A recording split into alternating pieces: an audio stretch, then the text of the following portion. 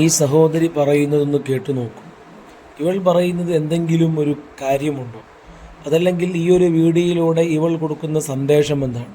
ഇത്രയും വലിയ ദൗത്യം ചെയ്യുന്ന ഈ മഹാവ്യക്തിയെക്കുറിച്ച് ഇത്രയും അപകീർത്തനയോടെ, ഇത്രയും മ്ലേച്ഛമായ രൂപത്തിൽ, അതല്ലെങ്കിൽ ഇത്രയും തരംതാൻ രൂപത്തിൽ സംസാരിക്കാൻ എന്താണ് ഈ മഹാവ്യക്തി ചെയ്ത നന്മകൾ? എന്തുകൊണ്ടാണ് ഇത്രയും എതിർക്കപ്പെടുന്നത്? ഒന്ന് അവളുടെ സംസാരത്തിൽ തന്നെ നമുക്കൊന്ന് കണ്ടു നോക്കാം. കാന്താപുരം ഉസ്താദ് വന്ന് പറഞ്ഞാല് ഇപ്പോ എത്തിമക്കളെ സഹായിക്കുന്നു, പാവങ്ങളെ സഹായിക്കുന്നു എന്നൊക്കെ വെച്ചിട്ട് ഇതൊന്നും ഒരിക്കലും നമ്മുടെ കാന്താപുരം ഉസ്താദിന്റെ കുടുംബ സ്വത്തിൽ നിന്ന് എടുത്തുകൊണ്ട് വന്നിട്ട് ഉസ്താദ് ചെയ്യുന്നതൊന്നും അല്ലല്ലോ. ഫണ്ട് രൂപീകരിച്ചും പിരിവ് നടത്തിയൊക്കെ ചെയ്യുന്ന കാര്യങ്ങളല്ലേ. എന്താണ് ഇതിൽ നിന്ന് മനസ്സിലാക്കേണ്ടത്?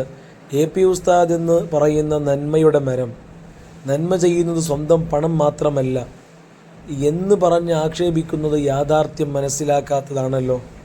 ഇസ്ലാമിൽ നന്മ ചെയ്യുന്നത് പണം എവിടെ നിന്നാണ് എന്നതല്ല വിഷയം, എങ്ങനെ, ആർക്കാണ്, ഏത് ഉദ്ദേശത്തോടെയാണ് എന്നതാണ് പ്രാധാന്യം.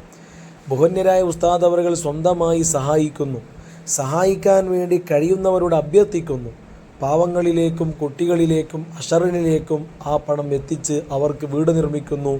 അവരുടെ ചികിത്സാ സഹായത്തിന് വേണ്ടി എല്ലാവിധ സേവനങ്ങളും പ്രവർത്തനങ്ങളും ചെയ്യുന്നു. നബി സല്ലല്ലാഹു അലൈഹി വസല്ലം തങ്ങൾ പറഞ്ഞത് നമുക്കറിയാമല്ലോ, നന്മയിലേക്ക് വഴി കാണിക്കുന്നവനും അത് ചെയ്യുന്നവനോട് സമാനമായ പ്രതിഫലം ഉണ്ട് എന്നാണ്. അപ്പോൾ ഉസ്താദ് ചെയ്യുന്ന ഈ നന്മ എന്തുകൊണ്ടാണ് ഈ സഹോദരിക്ക് ചെയ്യാൻ പറ്റുന്നില്ല?